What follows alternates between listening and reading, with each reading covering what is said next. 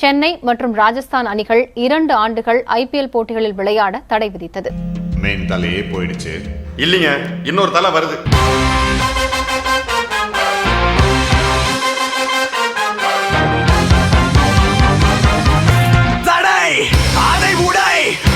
சரித்திரம் படை நமது வழி, அதை ஒளி புது வழி பிறந்திடும்.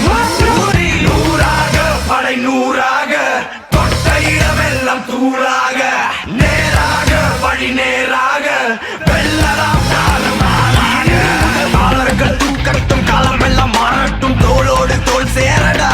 தோல்வியினில் வேர்வைகள் கூடட்டும் வேகம் எல்லை மீறட்டும் முன்னோக்கி நீ ஓடடா.